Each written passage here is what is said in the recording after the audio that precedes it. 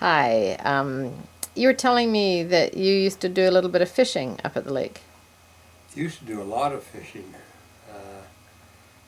out at the rocks off Springside Shore Mm-hmm. that was marked with a big white wooden buoy because the Algonquin, when it docked at Springside, it would come out of Springside and continue on its way over to the other side of the lake. And if it wasn't careful, it would hit the rocks. And so the rocks were very well marked, not marked today. Are But you talking that's, about the rocks where Musselman, like just off yeah, McDougal Camerons? just off Dougal Camerons, off the Springside shore. And that's where we used to do most of our fishing. There's the rocks, and there's a hole just, I think, to the northwest of the rocks. And that's where all the big bass are caught. And then other spots on the lake as well, over at the island and shoal between Springside and Sisson's Cottage. Mm-hmm. There's a shoal there that very few people know about. Mm-hmm. And another shoal That, off you're talking about the Sissons, but the old Don Moffat cottage.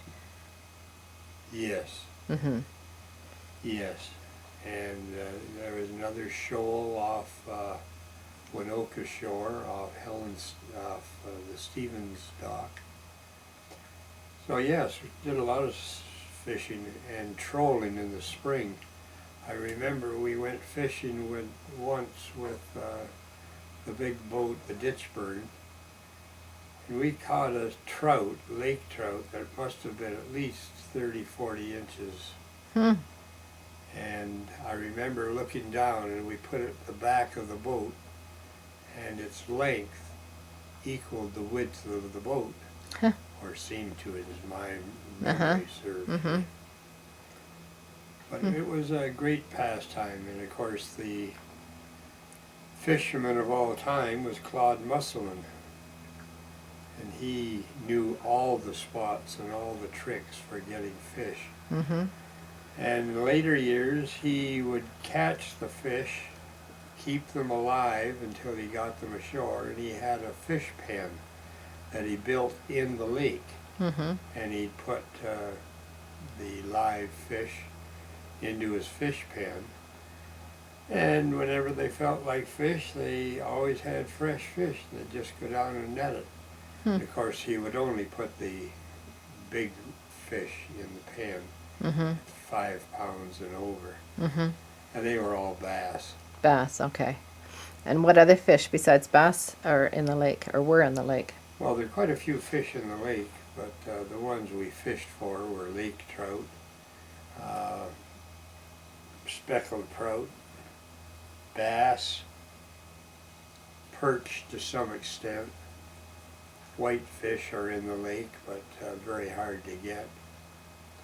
Then there are suckers and catfish, which we didn't really care for. Haven't seen as many catfish as I remember when I was young. No. And now they have pike. The ministry, for some unknown, well, it's not an unknown reason, they stocked Lake Vernon, I believe it was, with pike. And they've grown and migrated, and now Penn Lake is infested with pike because they introduced them by the ministry as game fish, And they eat the smaller fish. and they eat the smaller fish. Mm-hmm. Now, you used to sail quite a bit on the lake. I remember one story, you're talking about you and Ian Eastmere going off sailing. Well, we went sailing one night. We used to enjoy going to the different resorts in the sailboat. We'd come up to the side of the dock. If there are a lot of people on the dock, we'd say, anyone want to go sailing? And of course, we were only addressing the girls our age. And quite often they'd say, yes, they'd like to go for a sail, so we'd take them out into the lake. this one gorgeous afternoon, good wind, sunny, classic Muskoka day, we decided to go into Huntsville.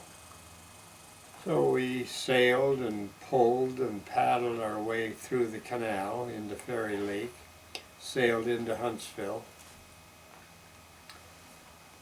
and started back later in the afternoon, but we got totally becalmed in Fairy Lake.